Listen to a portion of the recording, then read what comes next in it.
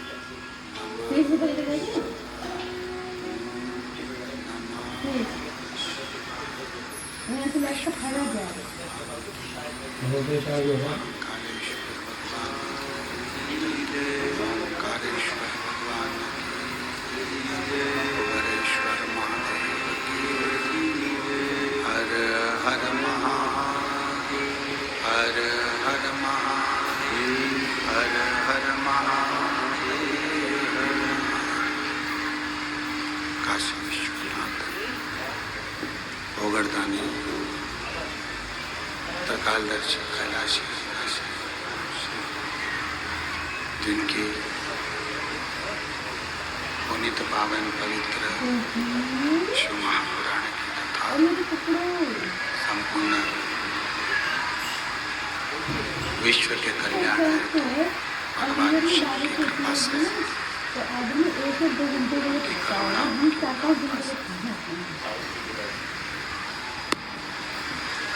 ये पवित्र पावन शिव महापुराण की कथा श्रवण करने का सौभाग्य बाबा कुबेरेश्वर महादेव की ये पवित्र पावन भूमि, जहाँ बैठकर भगवान शिव की पवित्र कथा का लाभ आप और हम सब ले रहे हैं। भगवान शिव जो संपूर्ण जगत के कल्याण करने वाले हैं, ऐसे पवित्र कुबेरेश्वर बाबा की धरा पर भगवान शिव की कृपा से पवित्र शिव महापुराण की कथा श्री गुरु शिव महापुराण की कथा का लाभ लेने के लिए आप और हम बैठे हैं। कथा के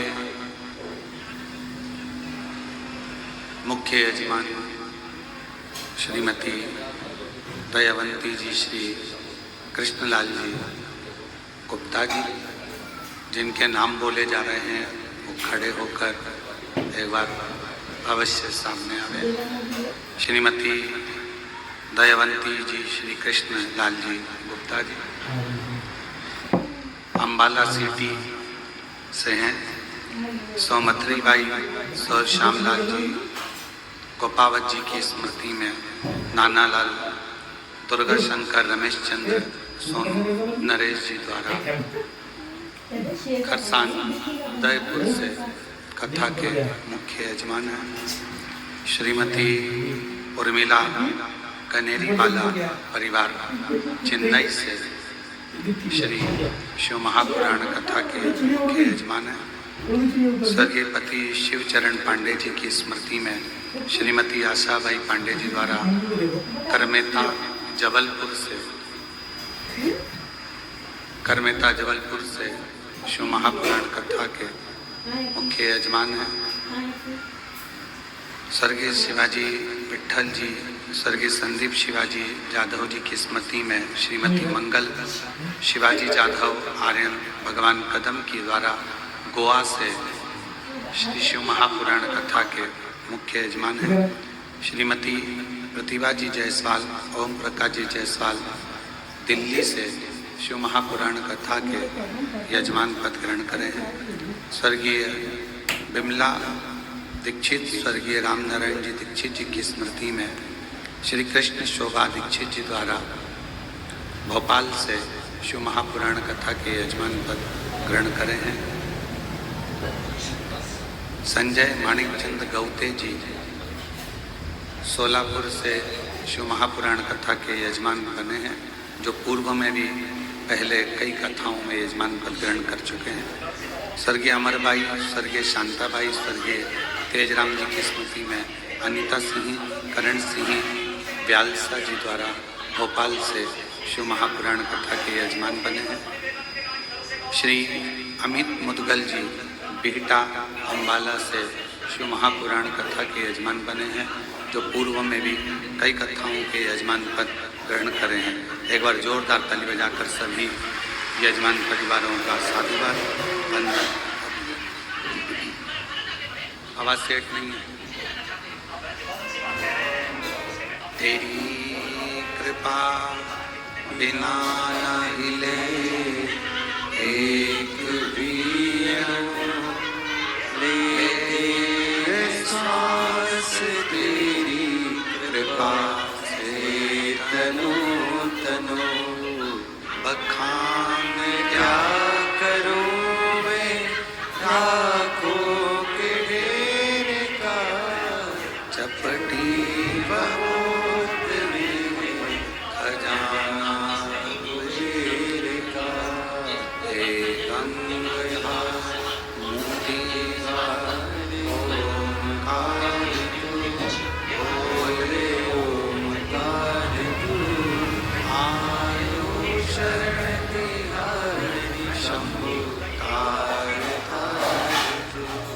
बखान क्या करूं मैं राखों के ढेर का, चपटी बहुत में खजाना कुबेर का, एक अंग मोती गारे ओमकार तू, भोरे ओमकार तू, आयो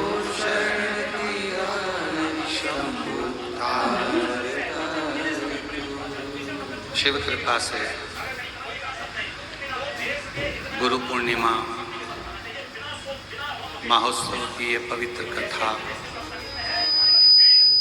5 दिवसीय शिव महापुराण की कथा कंकर शंकर की पवित्र भूमि कुबेरेश्वर बाबा की धरा पर श्रवण करने का सौभाग्य मिला। यजमान परिवार तो किस्मत वाले हैं ही, पर साथ में आप सब भी बड़े भाग्यशाली हो जो इस पवित्र कथा का लाभ ले रहे हैं। शिव जी की कृपा से करुणा से कथा चालू नहीं हुई जब तक जलवृष्टि भी नहीं हुई, रुकी हुई, और कथा चालू होते से ही कृपा करना प्रारंभ करी और जलवृष्टि प्रारंभ हुई। बहुत सारे पंडाल आप लोगों के बैठने के लिए लगाए गए,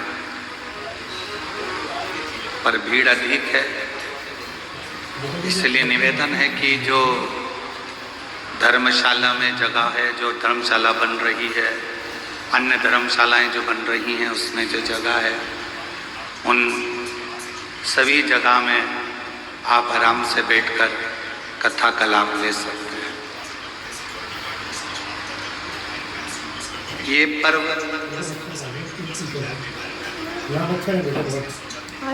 शिव की कृपा से ही प्राप्त हुआ और शिव जी की करुणा से ही मिला। पूर्व में तो कथाओं के यजमान पद ग्रहण कर चुके हैं, जैसे सूरत वाले सोमानी जी हैं और चतुर्वेदी परिवार है, सोनी जी हैं, चंदन जी, और ऐसे बहुत सारे यजमान परिवार इस पवित्र कथा को श्रवण करने के लिए आए हैं, जो पूर्व में कथा के यजमान पद ग्रहण कर रहे हैं।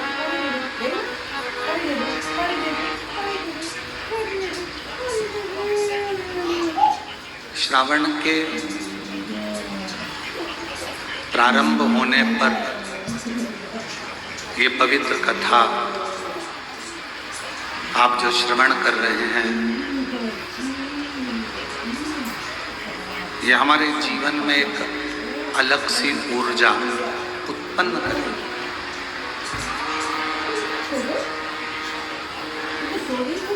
एक गुरु का और एक कथा का यही काम है।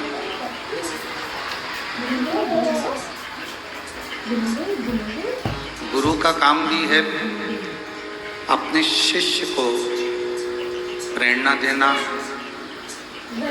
और प्रेरणा देकर उसको उसकी मंजिल तक पहुंचा देना।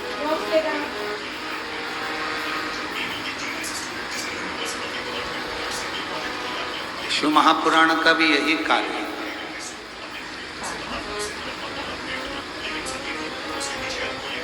कि जितने भी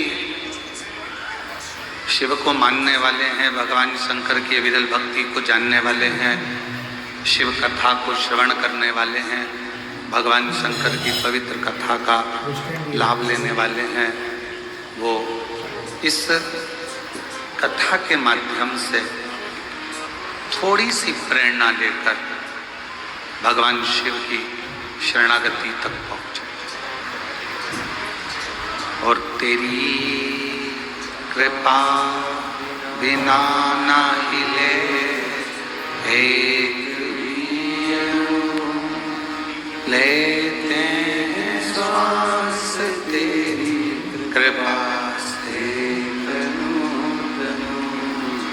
बखान क्या करूं मैं राहों के ढेर का, चपटी बहुत में खजाना कुबेर था,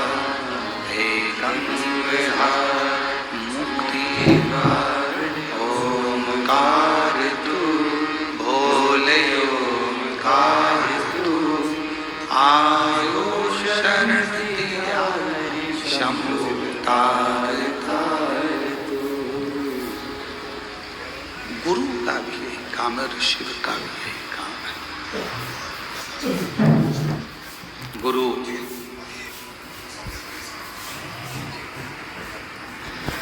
अपने शिष्य को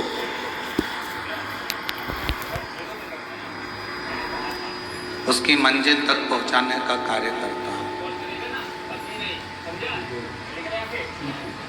शिव महापुराण की कथा अपने श्रोता को शिव जी के चरणों तक पहुंचाने का काम करती है।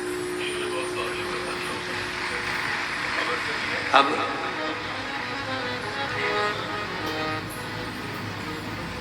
इस कथा को अगर सुनने के लिए बैठे हो तो इस कथा को शिव गुरु शिव महापुराण के रूप में श्रवण करो।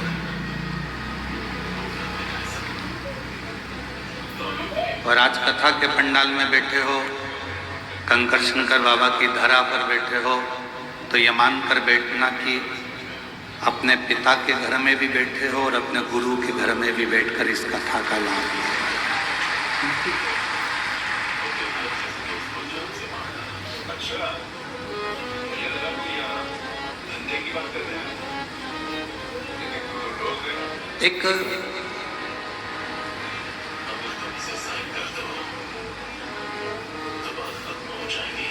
एक बार नंदी के मन में एक प्रश्न जागृत हो गया। जैसे देवराज नाम के ब्राह्मण के मन में प्रश्न आ गया था और नंदी पर बैठकर देवराज नाम का ब्राह्मण, उसके प्राण छूट चुके थे और वह नंदी पर बैठकर जा रहा था।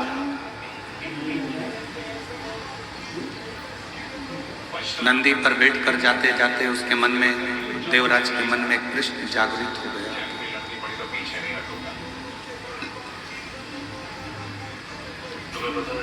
देवराज ने कहा था कि मेरे जीवन में मैंने कभी सत्य नहीं बोला,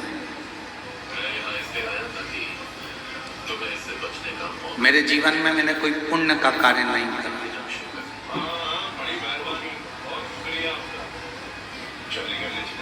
देवराज ब्राह्मण कहता है, ना मैंने सत्य बोला, ना मैंने कोई पुण्य का कार्य किया, और ना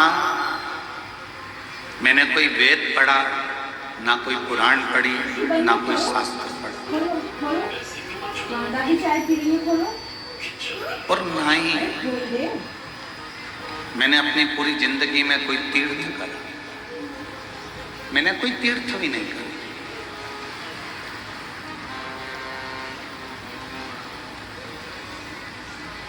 ना मैंने दान करा, देवराज कहते हैं, ना मैंने पुण्य करा, ना मैंने कोई सत्कर्म करा, ना कोई मैंने वेद पढ़ा, ना शास्त्र पढ़ा, और ना ही मैं कभी कोई तीर्थ गया। मैं तीर्थ भी नहीं गया। और देवराज नाम का ब्राह्मण कहता है, शिव महापुराण के महत्तम में इतना तो इतना, मैंने कभी जिंदगी में कोई गुरु भी नहीं बना। अब हमारा शास्त्र कहता है कि जीवन में अगर मनुष्य की देह मिली है तो गुरु मंत्र लेना जरूरी है, गुरु दीक्षा लेना जरूरी। पर मैंने तो ना दान करा, मैंने ना पुण्य करा, मैंने ना सत्कर्म करा, मैंने ना तीर्थ करा, और मैंने ना ही अपनी जिंदगी में किसी को गुरु बना। तो देवराज नाम का ब्राह्मण शिव महापुराण कथा के महत्तम में कहता है कि फिर मैंने ऐसा कौन सा पुण्य कर लिया कि मुझे तो नरक भोगना था और मुझे नंदी पर बिठाकर भगवान शंकर के धाम लेकर जा रहे हैं। वो पुण्य कौन सा?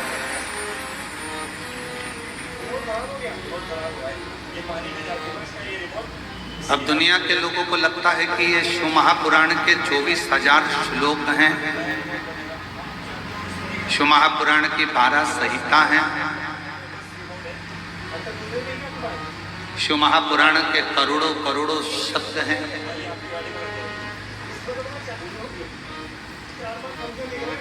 ये दुनिया की दृष्टि में केवल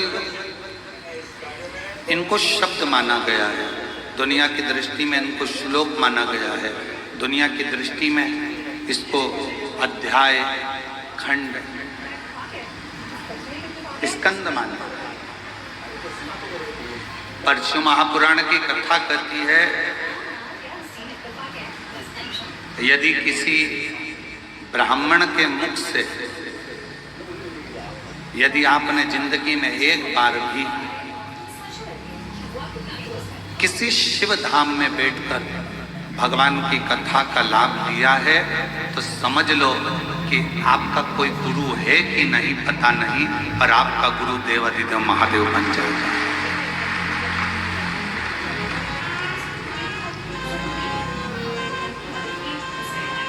आपका गुरु शिव है।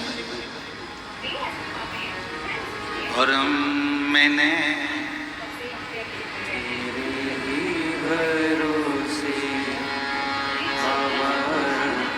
तेरे ही भरोसे हवा विच उड़ती जावांगी, बाबा डोल तो छठी नाम कटी जावांगी। बोले मैं तेरी बदन शंभू मैं तेरी बदन हवा विच उड़ती जावांगी, बाबा डोल छठी दामन कटी जावांगी। भोले मैं तेरी वतन शिव को गुरु माना। आपने भी अपनी जिंदगी में कभी शिव महापुराण की कथा को जब से आप सुन रहे हैं, धारण कर रहे हैं, शिव नाम, पंचाक्षर मंत्र नमः शिवाय, षडाक्षर मंत्र ओम नमः शिवाय या श्री शिवाय नमस्तुभ्यम का जाप कर रहे हैं। शिव महापुराण की कथा को यदि आप श्रवण कर रहे हैं तो ये मानकर रखना आपका कोई गुरु है नहीं है, पर आपने अपनी जिंदगी में एक गुरु बना लिया, वो शिव है, शंकर है, और वो निभाता है। जैसे शिव महापुराण की कथा सुनने के बाद, जल चढ़ाने के बाद, बेलपत्र चढ़ाने के बाद, भगवान की अविरल भक्ति धारण करने के बाद, भगवान शंकर के मंदिर जाने के बाद आप अगर भूल भी जाएं कि मैंने जल चढ़ाना, अगर तुमने बचपन में जल चढ़ाया, जवानी में भूल गए, जवानी में जल चढ़ाया, अधेड़ी में भूल गए, अधेड़ी में जल चढ़ाया, बुढ़ापे में भूल गए, मान लो आप अगर भगवान शंकर को जल चढ़ाने के बाद में भूल भी गए, पर देवाधिदेव महादेव आपके जल को नहीं भूलते।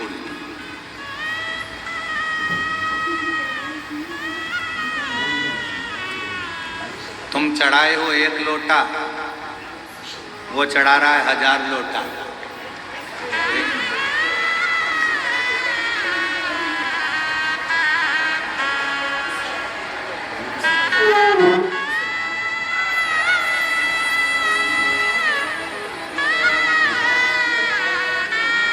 अब तुम खुद विचार करो, कथा चालू होने से पहले पानी था?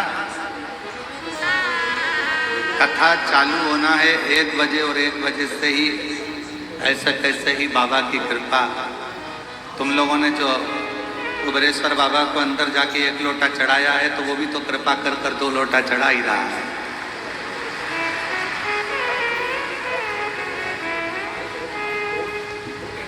और तेरी कृपा का क्या है भरोसा, कब किस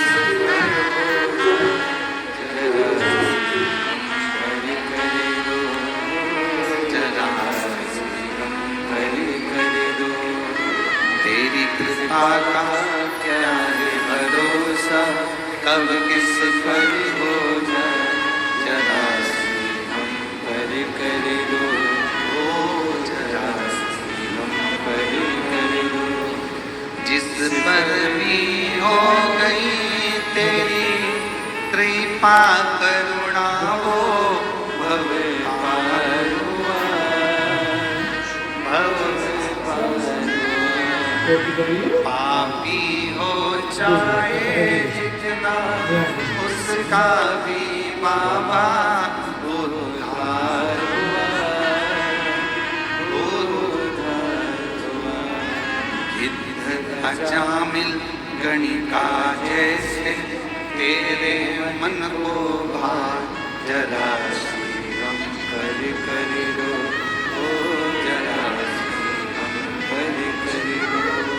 आप भी बोलो, तेरी कृपा का कब किस पर हो जाए, जरा सी हम कर रो, जरा सी पर रो। कोई भरोसा नहीं। शिव गुरु कब, कैसे, कहाँ कृपा करता है, तुझको ही जाने। शिव गुरु कब करुणा करेगा, कैसे कृपा करेगा, कहाँ कृपा करेगा, ये वही जान सकता। और फिर निवेदन करें,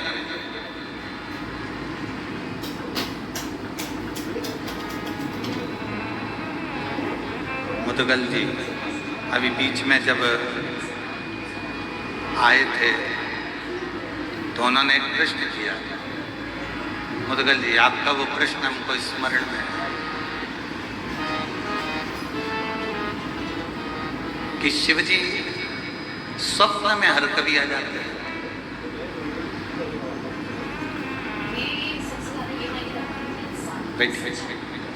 शिव जी स्वप्न में हर कभी आ जाते हैं। तो भगवान शंकर का स्वप्न आना अच्छा होता है कि बुरा होता है?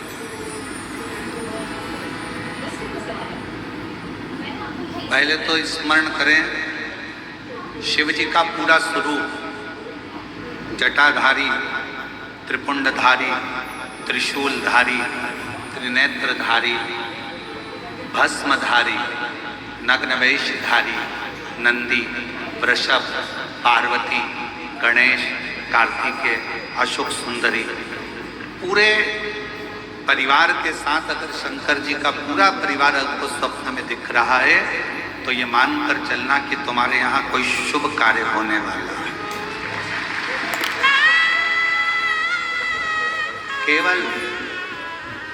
केवल और केवल भगवान शंकर त्रिशूल लेकर, त्रिपुंड लगा है, जटाजूड़ बांधे हुए हैं, भस्म रमी हुई है, मृगछाला पहने हुए हैं, बागंबरधारी है, रुद्राक्ष की माला है, चेहरे पर मुस्कुराहट है, अकेले शिव त्रिशूल के साथ नजर आ रहे हैं तो समझना कोई संकट आने वाला था, उसको टालने के लिए मेरा शंकर तुम्हारे स्वप्न में आकर था। और यदि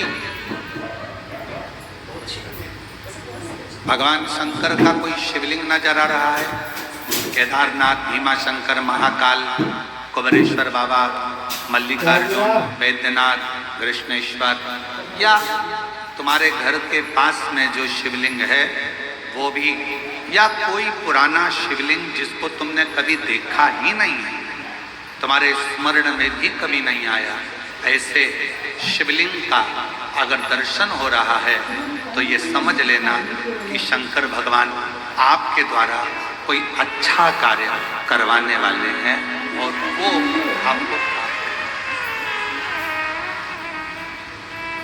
वो प्राप्त हो।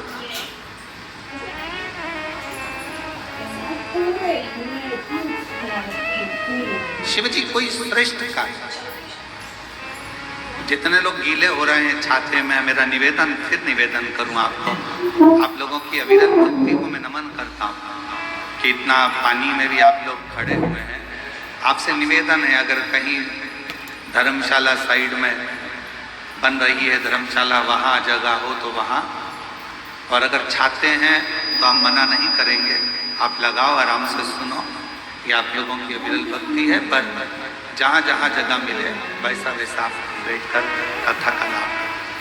पंडाल बहुत लगे हैं, 1 2 3 4 5 6 7, ऐसे 7-8 पंडाल हैं। जहाँ जहाँ आप लोगों को जगह मिलती जाए वहाँ बैठकर आप लोग लाभ ले सकते हैं।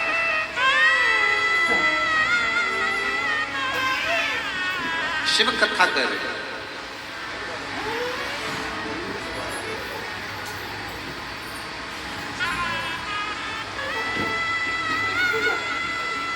देवराज नाम का ब्राह्मण, अरे वो बूढ़ा है बहुत, गंदा है, उधर गंदा छी। और उस देवराज नाम के ब्राह्मण का सबसे बड़ा क्रम कि ना मैंने कोई पुण्य करा, ना मैंने कोई दान करा, ना मैंने कोई सत्कर्म करा, ना मैंने कोई गुरु बनाया, ना कोई मैं तीर्थ गया, ना मैं कोई अच्छे कार्य के लिए गया। फिर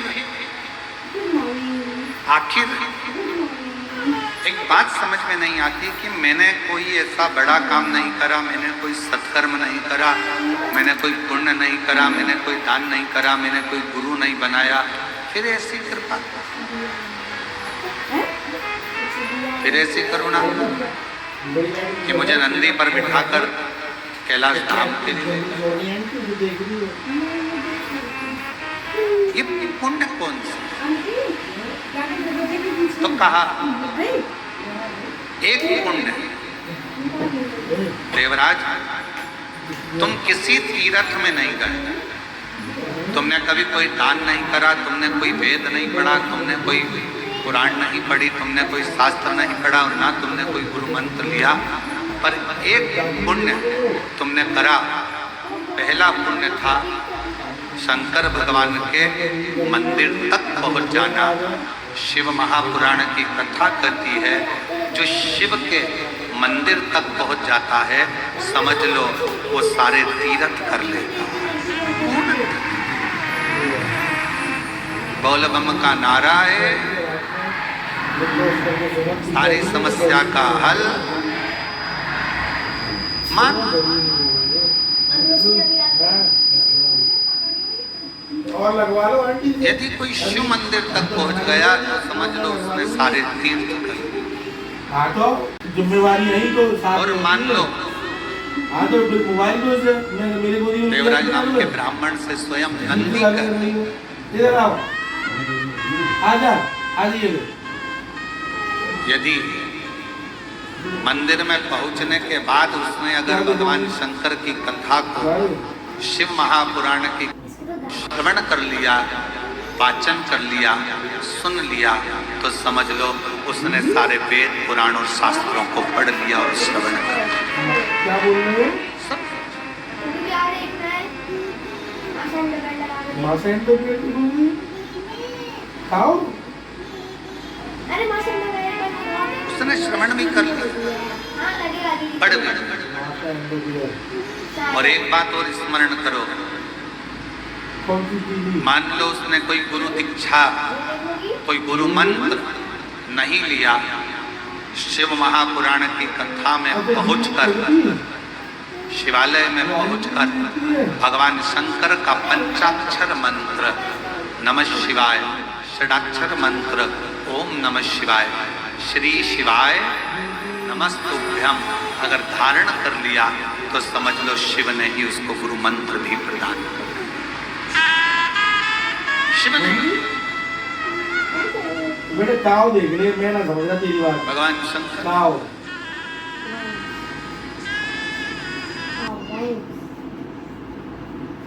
खाओ राइट्स।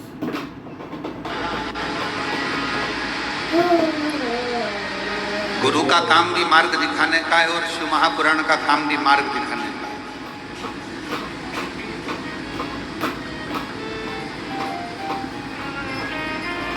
और ये पुराण 24,000 श्लोक, 12 खंड, 12 संहिताएं, करोड़ों शब्द, ये हमें मार्ग प्रशस्त करते हैं। मार्ग हाँ, गुरु भी परीक्षा लेता है और शिव महापुराण की कथा भी परीक्षा लेता है, शंकर भी परीक्षा लेता है।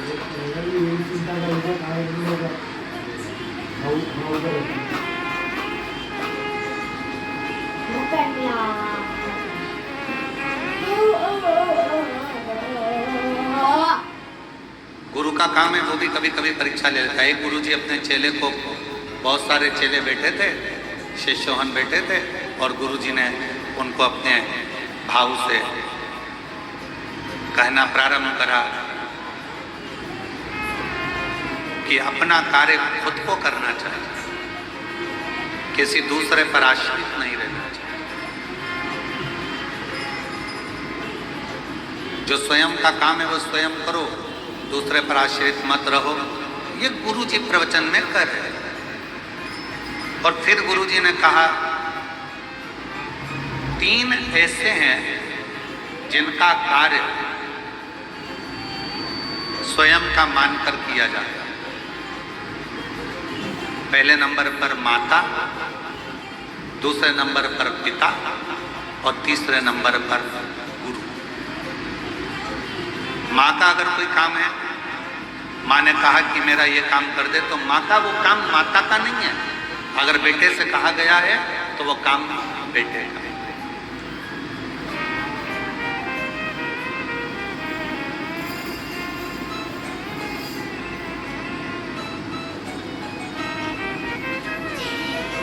चार साल पहले सूरत वाले सोमानी जी कथा करवाए थे हॉल के अंदर। क्या है सोमानी जी?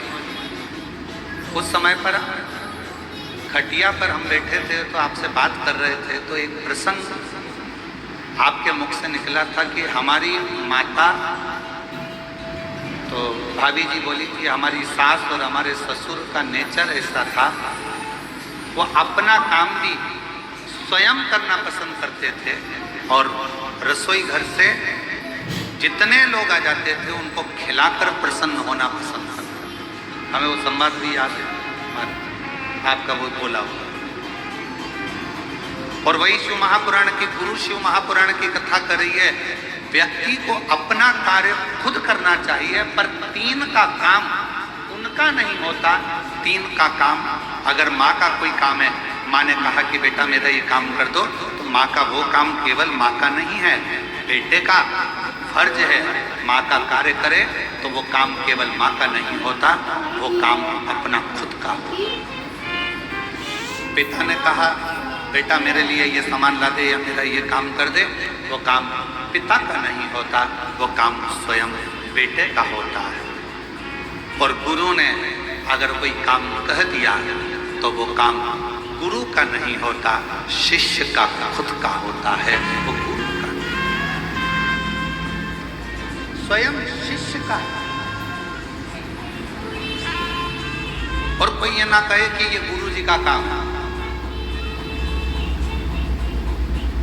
गुरु पूर्णिमा के अवसर पर अगर आप कथा में आए हो, खड़े होकर भोजन परोस रहे हो, रोटी बेल रहे हो, सब्जी बना रहे हो, आलू काट रहे हो, सब्जियां काट रहे हो, सेवा कर रहे हो, पानी पिला रहे हो, किसी को नाश्ता करा रहे हो, ये मत सोचना कि ये काम तो गुरु जी का है, गुरु जी का है, गुरु जी का है। सब श्री शिवाय नमस्तुभ्यम बोलने वाला एक एक बच्चा शंकर जी का चेला है, शिव जी का शिष्य है। और ये कुबेरेश्वर धाम की गुरु पूर्णिमा की कथा गुरु जी की नहीं, एक एक बच्चे की और एक एक व्यक्ति की है जो शंकर को भजता है, शिव का तत्व। माँ का काम केवल माँ का नहीं है। माँ ने कह दिया बेटा मेरे कपड़ों को वहां डाल दे, माँ ने कह दिया मेरे कपड़े धो दे, माँ ने कह दिया मेरा एक काम कर दे, माँ मेरा काम ये कर दे, वो माँ का काम नहीं। शिव महापुराण की कथा करती है, गुरु अपने शिष्य से कह रहे थे, जितने शिष्य बैठे थे सबको कह रहे थे अपना काम स्वयं करना चाहिए, पर 3 का काम अपना खुद का होता है। पहला माँ का काम अपना खुद का है, पिता कोई काम बताए वो अपना खुद का है, और गुरु अगर कोई भूल से भी तुमको काम बता दे तो अपना खुद का है, उसको करना चाहिए, उसको बोलना नहीं चाहिए।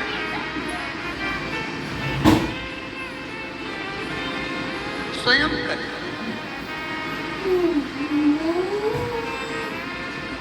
हमारे यहाँ अगर कोई कार्य होता है और कोई चीज का पता लगाना होता है कि भाई ऐसा ऐसा काम है, हम इंदौर में सूचना चंदन सोनी जी को कह देते हैं, चंदन भैया जरा पता करना है जरा, चंदन सोनी जी, तो चंदन सोनी जी दुकान को छोड़ देते और पहले काम कर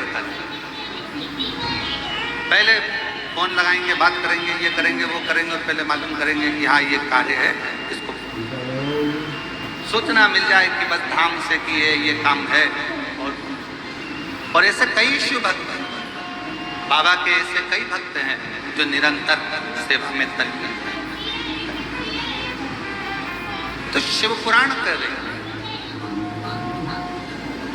माता का काम अपना है, पिता का काम अपना है, गुरु का काम अपना, स्वयं का काम स्वयं को करना चाहिए। ये गुरुजी प्रवचन में कह रहे थे। अब गुरुजी ने प्रवचन दिया, सारे शिष्यों ने श्रवण करा, बहुत सारे शिष्य बैठे थे, सबने उस बात को ग्रहण किया। अब ग्रहण करने के बाद गुरुजी ने मन में सोचा कि अब इन लोगों ने ग्रहण तो कर लिया है, चलो आज अपने को एक यजमान के घर में भोजन प्रसाद ग्रहण करते हैं। भोजन चलो सारे के सारे गुरुजी के साथ में चल।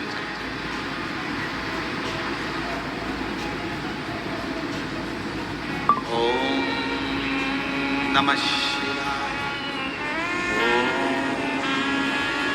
नमः शिवाय, ओम नमः शिवाय, ओम नमः शिवाय। गुरुजी चले, चेले पीछे पीछे चले, सब मंत्र जाप करते करते जा रहे हैं। अब गुरुजी ने प्रवचन दिया था अपना कार्य अपने को करना चाहिए। चलते चलते एक बड़ा सा गटर आया, नाला, और बड़ा सा गटर आया, नाला आया, और गुरुजी उस सारे चेले नाले को, गटर को लांग गए। गुरुजी भी लांग रहे थे। लांगते से ही उनके पांव की जो चप्पल थी, खड़ाऊ थी, वो गटर में नाले में। हर हर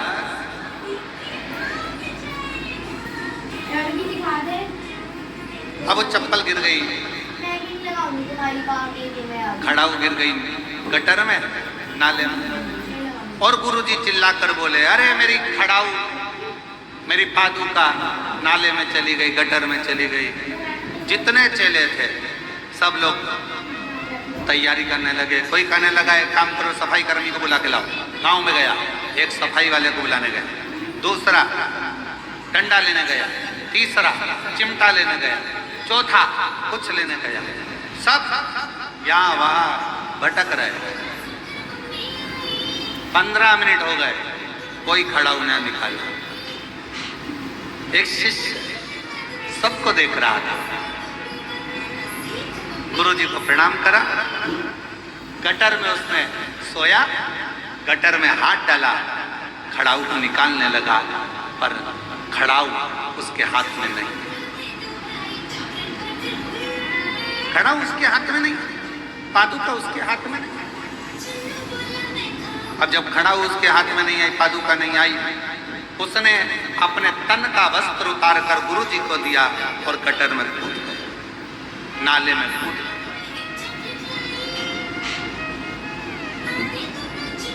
कोई सफाई कर्मी को लेने गया, कोई किसी को लेने गया, कोई किसी को लेने गया, और मालूम पड़े वो गटर में कूदा, खड़ाऊ निकाली, धोया, गुरुजी को लाकर दे दी। गुरुजी ने खड़ाऊ पहन ली और सारे के सारे शिष्य आ गए। और आते से शिष्यों ने कहा कि गुरुजी तो इतना बड़ा प्रवचन दे रहे थे कि खुद का काम खुद को करना चाहिए,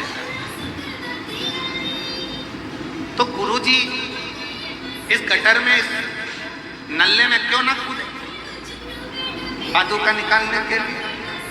गुरुजी ने तो प्रवचन दिया था कि खुद का काम खुद को करना चाहिए, तो फिर गुरुजी नाले में क्यों ना कूदे, गटर में क्यों ना गए? इतने में शिष्य ने उत्तर दिया, गुरुजी ने एक बात और कही थी कि माता, पिता और गुरु का कोई भी काम होता है वो उसके पुत्र का होता है। माँ का काम बेटे का, पिता का काम बेटे का, और गुरु का काम उसके शिष्य का होता है। इसलिए शिष्य ने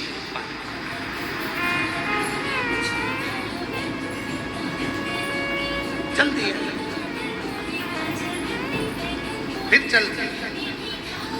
ओम नमः शिवाय, ओम नमः शिवाय, ओम नमः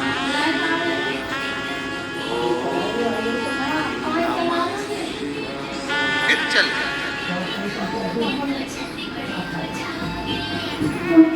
जजमान के यहाँ भोजन ग्रहण किया, वापिस लौट कर आ गए। गुरुजी को मालूम था सामने गटर है, चप्पल फिर चली जाएगी पादुका।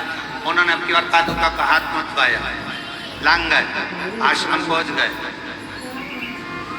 और गुरुजी सारे शिष्यों को बुलाए और बुलाकर कहा कि आज मेरा दिल बड़ा प्रसन्न है, बहुत खुश हूं मैं आज मेरा मन कर रहा है।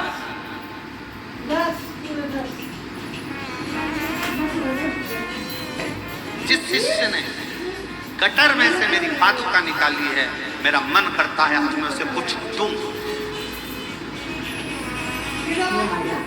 सारे चेले सुन्न हो गए। बताओ, अपने को क्या मालूम था, अपन निकाल देते, अपने को कुछ मिल जाता। सारे चेले बड़े आज मेरा मन कर रहा है कि मैं गटर में से इसने मेरी पादुका निकाली है, मैं कुछ दूं। सबने ताली बजा दी, हाँ साहब गुरुजी देना चाहिए देना चाहिए। और गुरुजी ने कहा बेटा तूने मेरी पादुका गटर में से निकाली है, मेरी ये पादुका तू रख। शिष्य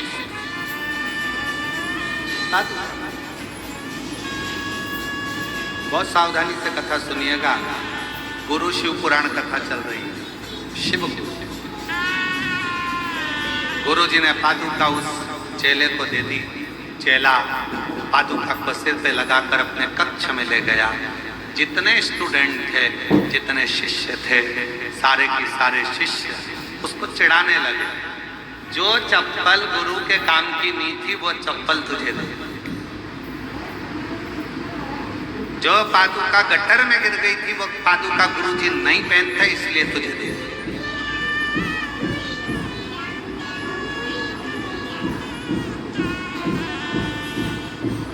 कई लोगों के मन में भ्रम चलता। हम अपने गुरुजी के पास गए, गुरुजी ने अपना एक शाल लिया, हमारे को उड़ा दिया। हमें ऐसा लगता है वो गुरुजी का शाल किसी काम का नहीं था ना, इसलिए फिर ही रखा था तो हमने उड़ा दिया।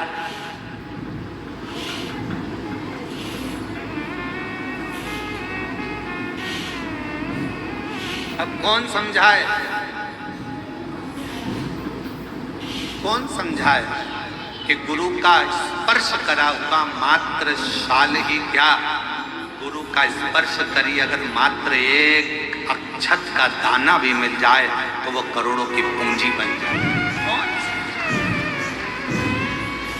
उसको समझने वाले।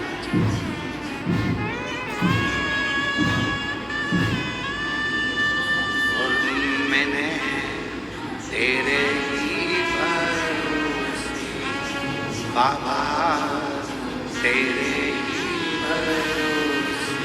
हवा बिच उड़ती जावा बाबा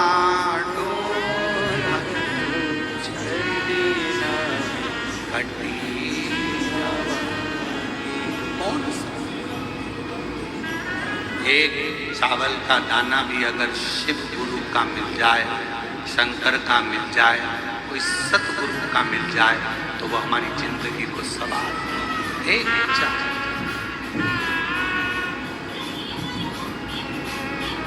अब लोगों की दृष्टि में क्या है, फालतू का साल पड़ा होगा, गुरुजी ने उठा के दे दिया।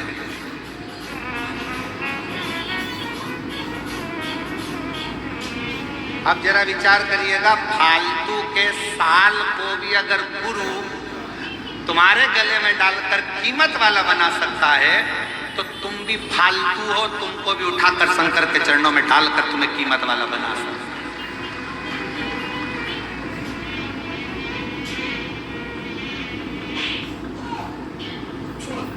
तुम भी ये सोचो ना कि हम भी हो सकता है कि हमारे जीवन में ना जाने कितना पाप कर्म किया हो, कितना गलत कर्म किया हो, क्या क्या करा हो, हम भी अपने जीवन में हो सकता है ऐसे कि हमारी मंजिल तक नहीं पहुंच पा रहे, हम भी फालतू होंगे उस समय पर।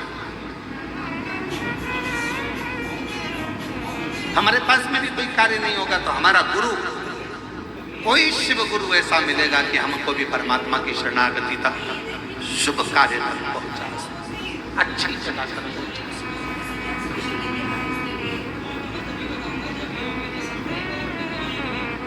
सारे मित्र चिल्लाने लगे, आवाज लगाने लगे, अरे अरे अरे, जो पादुका गुरुजी नहीं पहनने वाले थे, गटर में गिर गई थी, गुरुजी नहीं पहनते, इसलिए वो पादुका तुमको दे दी। गुरुजी ने वो पादुका तुमको दे दी, जो किसी काम की नहीं, गटर में चली गई, क्या करेगा ऐसी पादुका का? गुरुजी से कह देता हमको तो नहीं चाहिए, रखो तुम्हारे पास में, क्यों लेकर आ गया? उसने कहा मेरे गुरु के चरण की पादुका है, मेरे गुरु ने मुझे दी है, अब वो गटर की हो, चाहे हीरे की हो, वो चाहे सोने की हो, वो चाहे अंबारी की हो, पर मेरे गुरु की पादुका मेरे जीवन का सुख प्रदान करे। मुझे हम तो बाबा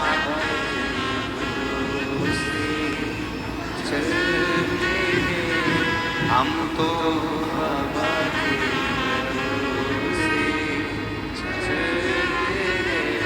ये दुनिया वाले चलते गए, ये दुनिया वाले चलते गए, डमरू वाले भरोसे चलते गए, ओ घड़तानी के भरोसे चलते गए, सिंहर वाले भरोसे चलते गए, सीहोर वाले के भरोसे चलते गए, काशी वाले के भरोसे चलते गए, डमरू वाले के भरोसे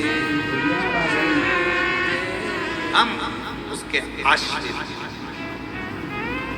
फिर मित्रों ने कहा गुरुजी की पादुका गटर की है, नाली की है, करेगा क्या? क्या इसको तिजोरी में सेफ के रखे, अलमारी में सजा कर रखे, क्या करेगा?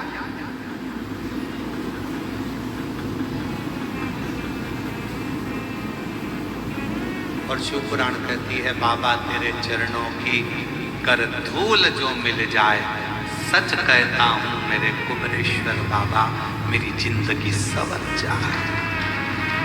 सच कहते हैं तेरी करुणा दिन रात बरस, कहते हैं तेरी करुणा रात बरसती है, एक बूंद जो मिल जाए, एक बूंद जो मिल जाए, मन कलियां खिल जाए, भोले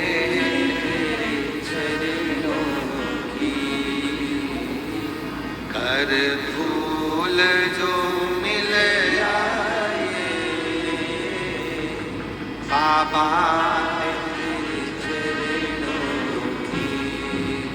कर धूल जो मिल जाए, सच कहता हूँ बाबा, सच कहता किस्मत ही बदल जाए, बाबा कई किस्मत। यहाँ तो पादुका की बात करते हो। शिष्य ने कहा मेरे गुरु ने मुझे दी, भले गटर की है, नाली की है, कैसे कैसे?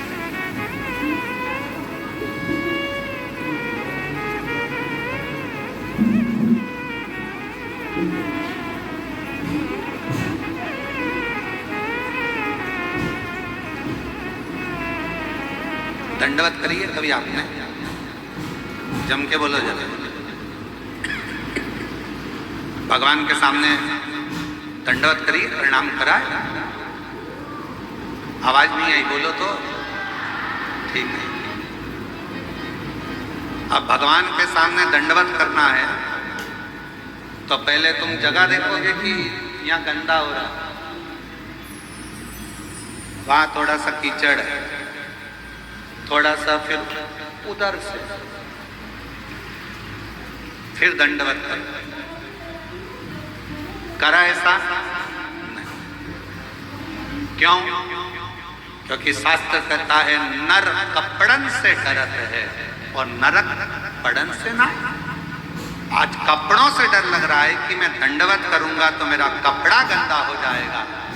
शिव पुराण की कथा कहती है दंडवत करने में कपड़ा भले गंदा हो जाता है पर मन उजला हो जाता है। दंडवत करने में कपड़ा गंदा होगा चलेगा पर मन गंदा नहीं होना चाहिए। दंडवत करी कपड़ा हम विचार करते हैं यहाँ करूंगा गंदगी है, वहां करूंगा गंदगी है, वहां करूंगा।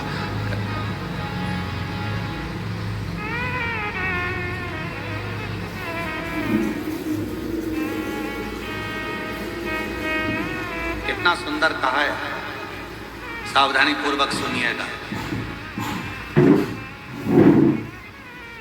जब कावड़ चलती है, कावड़ को लेकर जो कावड़िया कंधे पर बांबू लेकर तो डंडे में, डंडे के अंदर तो लोटा लेकर बोल बम लेकर चलता है। किसी का पीक थूक गुटका रोड पर पड़ा रहता है, अगर कावड़िया उस गुटके को लांग कर चले जाता है तो जिसने थूका हुआ होता है उसको मरने से पहले भोगना पड़ता है। कावड़ जाने वाले रास्ते पर कावड़िया जिस मार्ग से जाते हैं, कावड़िया जिस रास्ते से निकलते हैं, कावड़ जिस मार्ग से निकलती है, उस मार्ग को कई लोग अपने घर के दरवाजे पर भी अगर गंदगी है तो पानी डालकर साफ कर देते हैं कि कोई कावड़िया निकल कर जाएगा, शिव के लिए जल लेकर जा रहा है, शंकर को दिल से चढ़ा रहा है। हम नहीं जा सकते पर अपने मार्ग को स्वच्छ तो बना सकते। और कितनी सुंदर बात कही स्वयं माता पार्वती जी ने तुमरुका जी से प्रश्न किया था कि कावड़ सावन के महीने में क्यों भराती है? क्या कावड़ शिवरात्रि पर नहीं भरा सकती, 12 महीने नहीं भरा सकती, श्रावण के महीने में ही क्यों भराती है? क्योंकि भगवान तुमरुका जी ने कहा संसार में रहने वाला चाहे पशु हो, पक्षी हो, जलचर हो, चाहे मनुष्य हो, वो पृथ्वी पर गंदगी कर देता है। बारिश का पानी सावन में जब गिरता रहता है तो रोड मार्ग स्वच्छ होता रहता है, तो जिसने अगर कुछ गंदगी करी भी है तो उसको दोष नहीं लगता और कावड़ियां निकलता चलता। श्रावण में कावड़ की महत्वता क्यों? क्या माघ महीने में कावड़ नहीं भर सकते?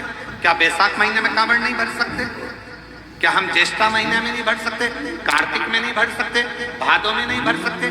केवल श्रावण का महीना कावड़? उसका कारण केवल इतना सा है, जल वृष्टि होती रहती है, भूलवश कोई थूक कर चले गया, वो पानी से साफ हो जाता है, तो जिसने थूका उसको दोष नहीं लगता है। कावड़िया के चलने से पाप उत्पन्न नहीं होता, इसलिए श्रावण के महीने में ही कावड़ को भरा जाता है। ये शिव की उदारता, शंकर की करुणा। नहीं तो शिव जी के कावड़ तो बैसाख में भी बढ़ सकते थे, जिस समय लोग ठंडा पानी भरते हैं भगवान को चढ़ाते हैं। और नहीं तो कई लोगों के मन में आता कावड़ क्यों चढ़ा रहे हो सावन में, भगवान के ऊपर तो पहले से ही इतना पानी गिर रहा है बारिश का, क्या करोगे चढ़ाकर? पर कावड़ को श्रावण महीने में चढ़ाने का कार्य ही यही है कि मान लो कोई पक्षी है, उसने गंदगी कर दी, कावड़ यह उलांघ कर गया, पक्षी को दोष लगे, उससे अच्छा है श्रावण के महीने में जलवृष्टि होती रहती है और वह जलवृष्टि के कारण कावड़िया चलता रहता है, तो किसी को दोष नहीं लगता। बाबा के धाम पर जाकर अविरल जल को समर्पित करता है तो सुख का अनुभव करता है, सुख का।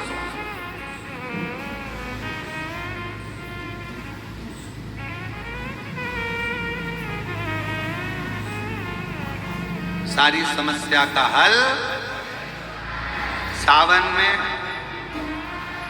बस तो फिर तैयारी करो बोलने की, सारी समस्या का हल। अरे फिर बोल गए 1 लोटा, सावन में 2 लोटा, सारी समस्या का हल 2 लोटा जल। सावन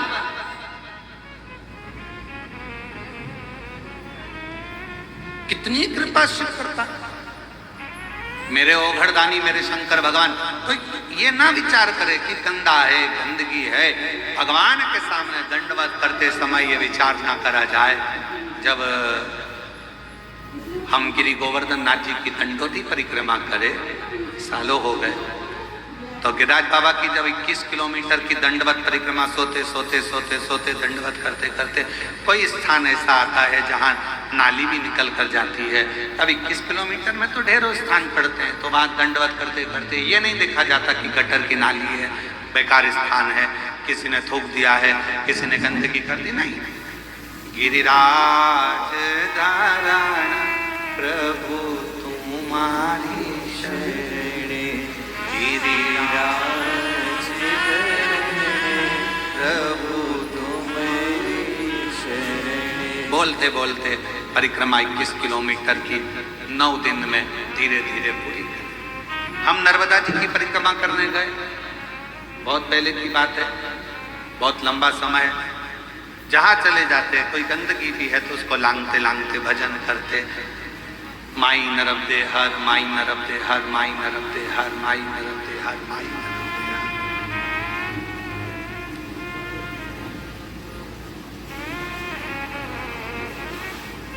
तदीय पाद पंकजम नमामि देवी, माई नर्मदे हर, माई नर्मदे हर बोलते बोलते चले।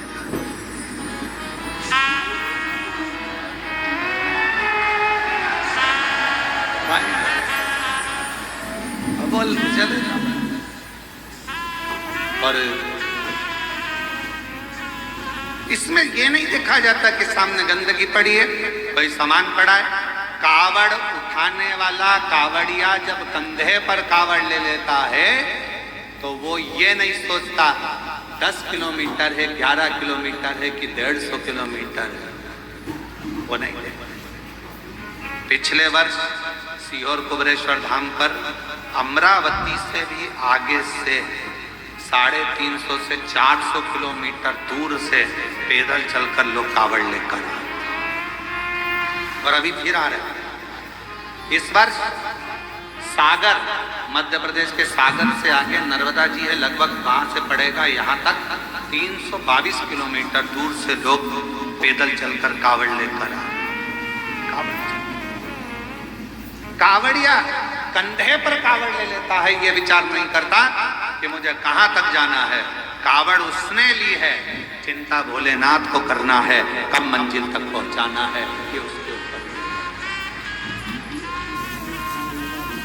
तो चल, अगर मान लो ये नहीं देखा जाता कि ये गंदगी। अब कुछ शिष्य ने अपने मित्रों से कहा, मेरे गुरुजी की पादुका है, मेरे गुरुजी ने दी है, वो गटर की है, नाली की है, कहाँ की है?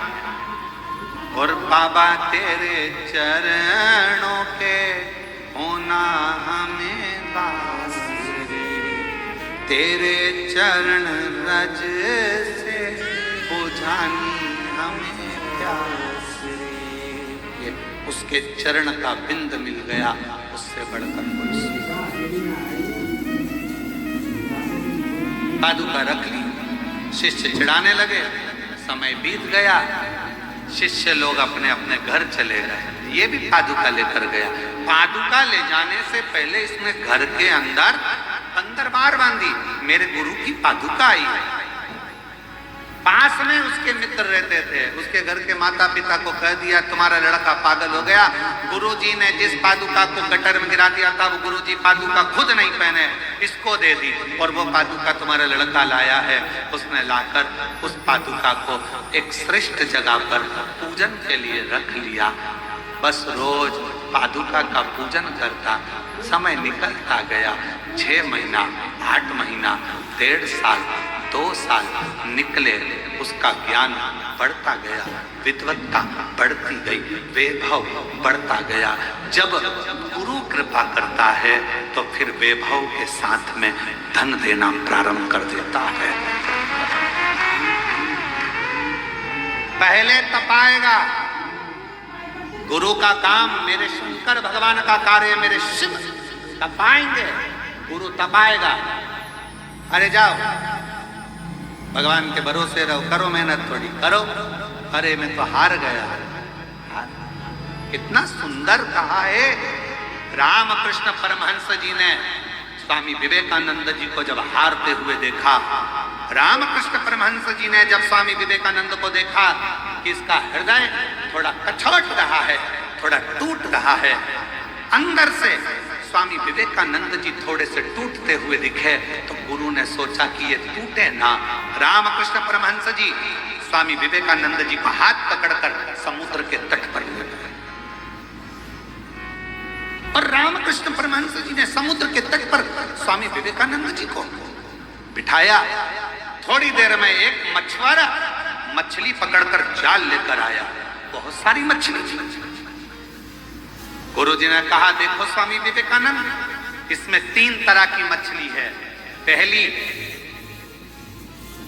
जो सोच रही है कि अब मैं मरूंगी, दूसरी निकलने का प्रयास कर रही है पर थोड़ी देर में वो हार जाती है, और तीसरी मछली बार बार निकलने का प्रयास कर रही है। इसमें 3 मछलियां हैं।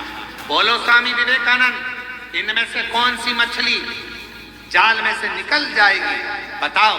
स्वामी विवेकानंद जी ने कहा, गुरुदेव, वो तीसरे नंबर की मछली जो बार बार निकलने का प्रयास कर रही है, वो एक ना एक बार जाल में से निकल जाएगी। स्वामी विवेकानंद जी से रामकृष्ण परमहंस ने कहा, मनुष्य के जीवन में भी 3 पड़ाव आते हैं। दुख के समय में पहले नंबर की मछली की तरह मनुष्य होता है, हिम्मत हार जाता है, मेरा ये काम नहीं होगा, मेरा दुख कभी समाप्त नहीं होगा, मेरी तकलीफ नहीं मिटेगी, मुझे लगता है भगवान ने मेरी किस्मत में औलाद दी नहीं, मुझे ऐसा लगता है भगवान ने मेरी किस्मत में दुख ही दुख दिया है। हिम्मत हार कर बैठ जाता है, वो पहले नंबर की मछली है। दूसरे नंबर का स्वामी विवेकानंद, ये दूसरे नंबर की मछली वो है जो एक मनुष्य हिम्मत करता है, मैं आगे बढ़ूंगा, मैं आगे बढ़ूंगा, पर थोड़ी सी दूर चलने के बाद फिर लोग कह देते तेरा काम नहीं होगा, मुश्किल है, हिम्मत हार कर बैठ जाता है। थोड़ा तो बढ़ता है, फिर हिम्मत हार कर बैठ जाता है। ये दूसरे नंबर की मछली है। और तीसरे नंबर की मछली वो होती है, एक बार हिम्मत हारी, फिर बढ़ूंगी, फिर बढ़ूंगी, फिर बढ़ूंगी, मरते दम तक बढ़ने का प्रयास करूंगी, तो एक न एक दिन जाल से निकल जाऊंगी। दुख आया, तकलीफ आई, कष्ट आया, थोड़ा प्रयास करना। स्वामी विवेकानंद जी को 3 मछली से भगवान रामकृष्ण परमहंस जी ने अपने शिष्य को ज्ञान उपदेश दे दिया था कि तीसरे नंबर की मछली प्रयास करती रहती है तो मंजिल तक पहुंच जरूर जाती है। आप अपना प्रयास करते रहना, हिम्मत हारने वाले हों। सेकंड नंबर के जो लोग होते हैं, दूसरे नंबर की मछली जो होती है, लोगों ने कुछ कहा, हिम्मत हार गए, किसी ने ताना दिया, हिम्मत हार गए, किसी ने कुछ कहा, हिम्मत हार गए।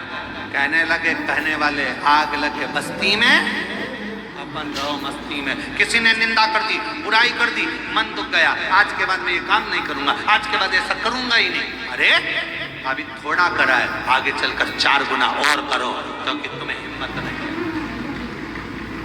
तुम्हें हिम्मत नहीं आ रहा है। निंदा करने वाला निंदा करेगा, बुराई करने वाला बुराई करेगा, अपशब्द कहने वाला अपशब्द लिखेगा सोशल मीडिया में, अन्य जगह पर। उसका काम केवल एक है, तुम्हारे भीतर के विल पावर को तोड़ना, तुम्हारे भीतर के विश्वास को तोड़ना, तुम्हारे भीतर के विल पावर को, तुम्हारी मजबूती को तोड़ने के लिए लोग दिन भर सोशल मीडिया हो, अपशब्द लिखने से बाज नहीं आते और अपशब्द बोलने से बाज नहीं आते, पर भीतर से मजबूत रहना कि तुम शंकर के शिष्य हो, टूटने वाले नहीं।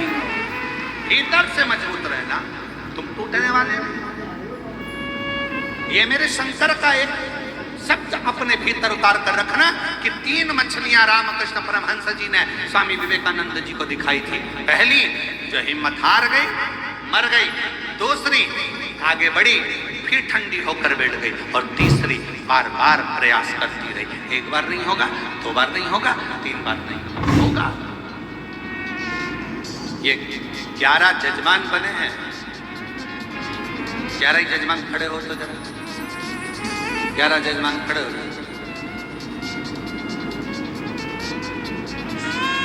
ये 11 जजमान बने। अब इनसे कोई पूछा जाए कि तुम जजमान पद लेने के लिए प्रयासरत थे? ये 11 जजमान कई बार सोच चुके हम जजमान बनेंगे, हम जजमान बनेंगे, हम जजमान बनेंगे, और आज बाबा ने यहाँ कुबेरेश्वर धाम में यजमान बनाकर बिठा दिया। बैठिए, प्रणाम करो। आज बाबा कुबेर भंडारी ने विराजे। बैठिए। कुबेर भंडारी ने माना मैं तो दे ही नहीं रहा, भगवान हम पर तो कृपा कर ही नहीं रहा। करो अपना कर्म, अपनी मेहनत, अपनी लगन और शंकर पर किया गया भरोसा, एक दिन तुम्हें भी यजमान बनाकर बिठाएगा, ये निश्चित है। हिम्मत नहीं हार। हम तो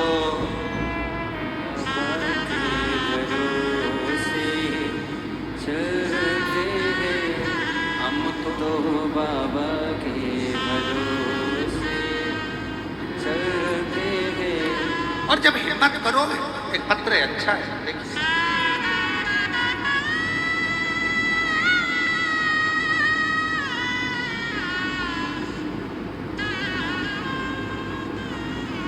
ज्योति मिश्रा, शांति नगर बांदा, उत्तर प्रदेश की रहवासी है।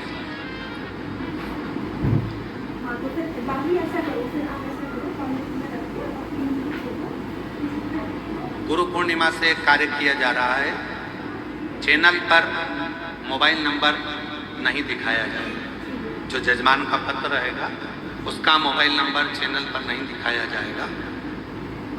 उसका कारण है, मोबाइल नंबर चैनल से कई लोग निकाल लेते हैं और बाद में उन जिनका पत्र है उनको कुछ बोलते हैं, तो इसलिए मोबाइल नंबर दिखाना आज से बंद किया जा रहा है कि चैनल पर पत्र का मोबाइल नंबर नहीं दिखाया जाएगा। ज्योति मिश्रा, शांतिनगर बांदा, उत्तर प्रदेश। एड्रेस जरूर बताया जाएगा। क्यों? क्योंकि जाओ तो सरी पुरस्कार देकर भेजेंगे। ज्योति मिश्रा, शांतिनगर बांदा, उत्तर प्रदेश से, और कहीं बैठी हो तो अवश्य आ सकते। गुरुजी, एक लोटे जल का मैं क्या वर्णन, मेरे पास शब्द बयान करने के लिए नहीं। 2022 से कथा सुन रही हूँ, एलईडी पर कथा चल रही है, पत्र चल रहा है, एलईडी पर चल रहा है, आस्था चैनल पे भी चल रहा है। 2022 से कथा सुन रही हूँ। बहू को एक पुत्री थी, उसके बाद में कोई संतान का सुख नहीं आया। डॉक्टरों ने खूब, हमने इलाज भी कराया, पर कोई योग नहीं। 12 साल निकल गए बेटी के होने के बाद, पर कोई सुख। ऐसे दिन निकलते गए।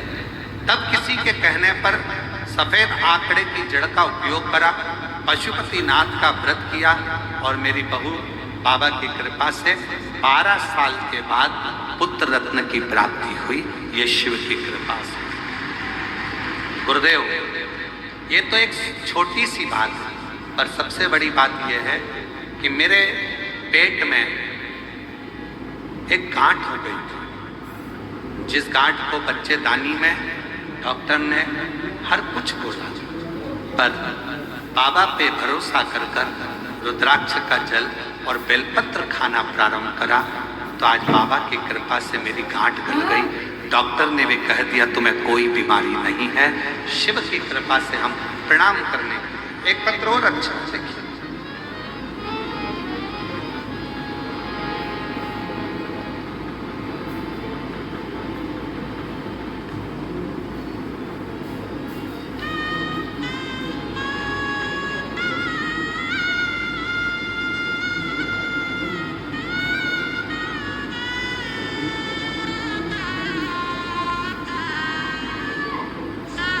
मैं मोहिनी राणा, जिला धौलपुर,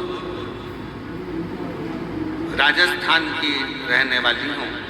मेरा नंबर 2024 में आंगनवाड़ी का फॉर्म भरा था। कुछ दिनों के बाद उन्होंने फॉर्म में कोई गलती निकाली, फिर फॉर्म भरा, फिर कोई गलती निकाली। 2024 का रुद्राक्ष महोत्सव फरवरी में अपने कुबेरेश्वर बाबा सीहोर लेकर आए और बाबा से विनती कर कर गई, आज बाबा की कृपा से 1 अप्रैल को मुझे ज्वाइनिंग आ गई, बाबा को प्रणाम करने के लिए यहाँ पर आए। शिव तत्व कहता है, एक माँ ने पत्र में लिखा,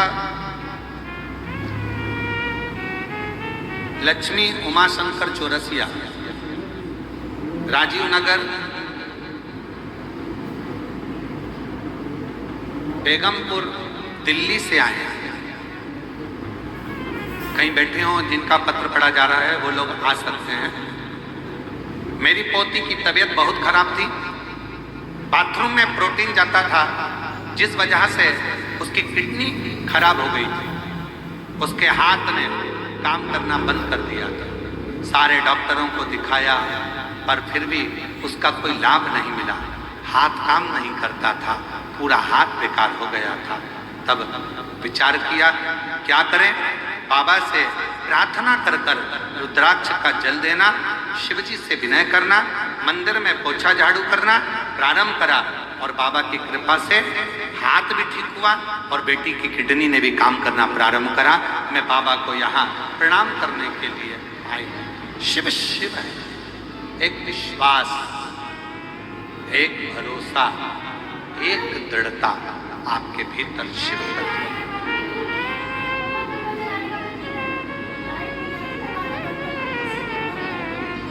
एक दृढ़ता अपने भीतर। और शंभु शरणे पड़ी मांगू घड़ी रे, दुख काटो दया करी निदर्शन आपो। शंभो शरणे पड़ी मांगू घड़ी रे,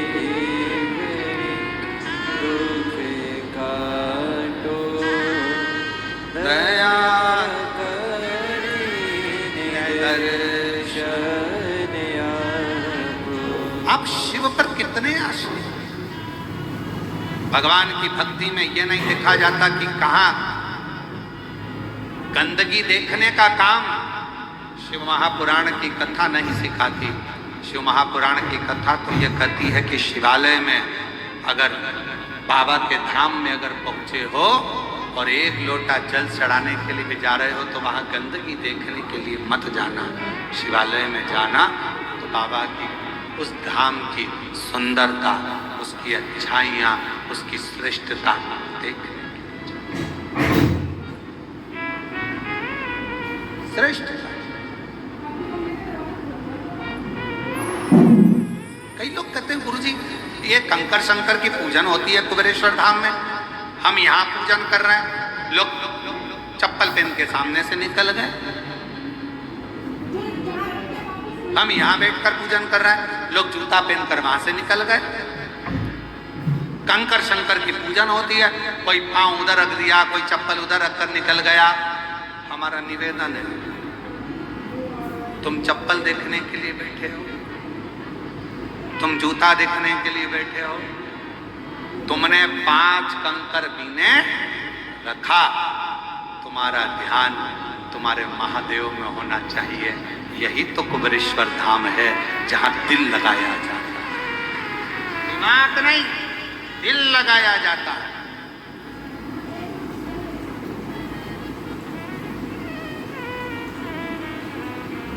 प्रेम प्यार दिल से होता है कि दिमाग से होता है? जम के बोलो जरा। 1 2 3 4 5 6 7 8 जितने पंडाल के बैठे हो सब बोलो, काय से होता है? दिल से। दिमाग से प्यार होता तो सोच लेते, पर आज के जमाने का जो संबंध होता है वो दिमाग से होता है। लड़के वालों के 2 पेट्रोल पंप है, 3 है, ऐसा है, धन है, वैभव है, सत्ता है। पर पहले के समय में ये पेट्रोल पंप, गाड़ी, बंगला नहीं देखते थे। पहले के समय में देखते थे कि जिसके घर में संबंध हो रहा है वो कितना दिल वाला है, उसका हृदय कैसा है, परिवार कैसा है, कुटुंब कैसा है, रिश्ता कैसा है, ये नहीं लिखा है। आज के जमाने में तो लोग संबंध भी करते हैं तो ये सोच कर करते हैं, कितना कितना करने का, कितना प्यार भी लोग करते हैं तो ये सोच लेते हैं ये मोबाइल में बैलेंस डलवाएगा कि नहीं डलवाएगा। और अगर मालूम पड़े थोड़ा सा बैलेंस मोबाइल में नहीं डाला या लैपटॉप नहीं दिलाया या कुछ भी नहीं दिलाया तो ब्रेक। हम तो बोले ही नहीं, आवाज वहां से आ रही है ब्रेक का, हम तो बोले ही नहीं है, इसी आवाज आ रही है। सब चतुर हो गए, सब होशियार, उसी समय तुरंत कर दिया ब्रेक, संबंध नहीं रखना, खत्म। उसने स्विच ऑफ करा, मोबाइल पटका। अब ये दिल से प्रेम नहीं था, ये केवल दिमाग से था कि इससे कुछ प्राप्त करना है, इससे कुछ लेना है। गुरुजी से संबंध कैसा निभे तो कहा दिल से। गुरुजी के पास जाओ, ये सोचकर मत जाना कि गुरुजी मुझे कुछ देंगे। यहां तक कहा गुरुजी अगर आपको सम्मान भी ना दें तो भी गुरु गुरु है, समझ कर देगा सम्मान भी, और कभी कभी नहीं भी देगा। हो सकता है कि तुझे कुछ और देना हो, वो गुरु ही जान सकता है।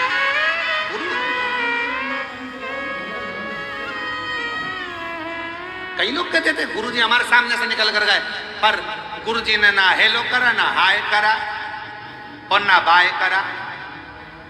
क्या करेगा? तुम किसके लिए आए हो? उस ओघड़दानी के लिए, शंभू के लिए। कई लोग कहते हैं हमने कंकर शंकर की पूजन करी, वहां से कोई जूता पहनकर निकल गया, चप्पल पहन के निकल गया। तू किसके लिए आई थी? शंकर जी के लिए। किसके लिए पहुंची थी? शिव जी के लिए। अगर शिव के लिए आई है तो ककर गया उसका जूता क्यों देखे? क्यों?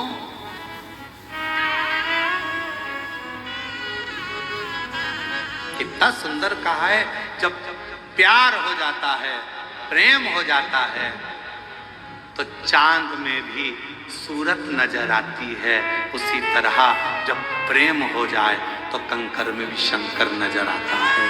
शिव शिव वही। और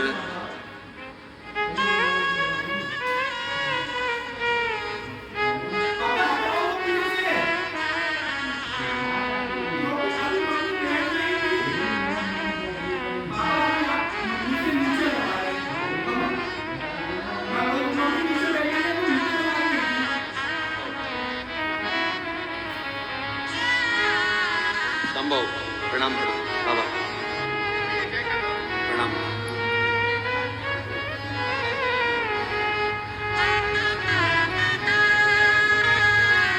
उठो उठो लाल।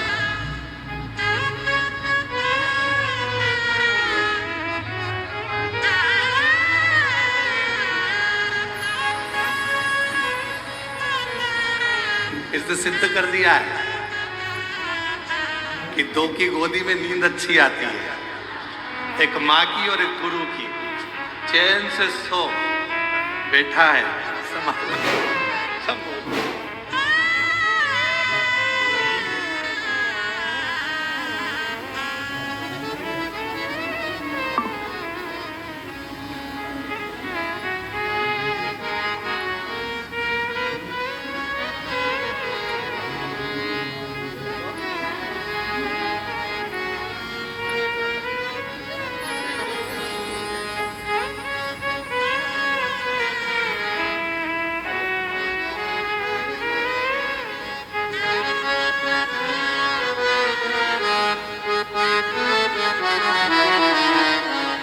बेटी का जॉब लगा एक बार जोरदार।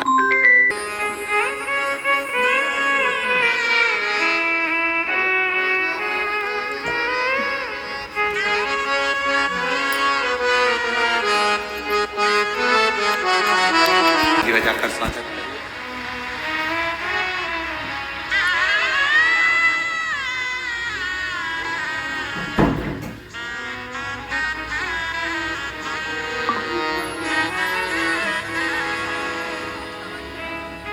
दीदी बोल रही हैं इतनी बीमार थी 3 साल से, एक भी दवाई खाने का बाबा ने मौका नहीं दिया, मैं पूर्ण स्वस्थ हो गई।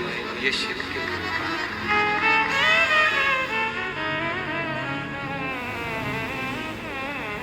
और तेरे डमरू की धुन सुन के मैं काशी नगरी आई हूँ। तेरे डमरू की धुन,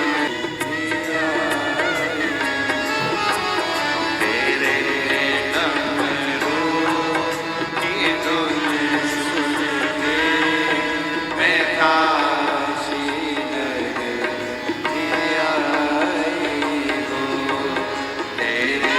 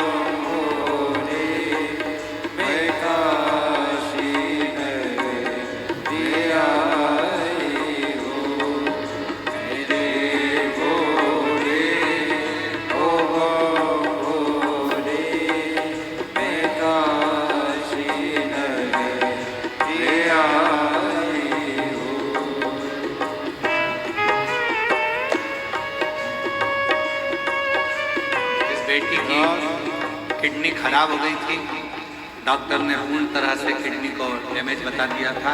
अब पूर्ण तरह से स्वस्थ है। एक बार जोरदार ताली बजाओ, बेटी पूर्ण तरह से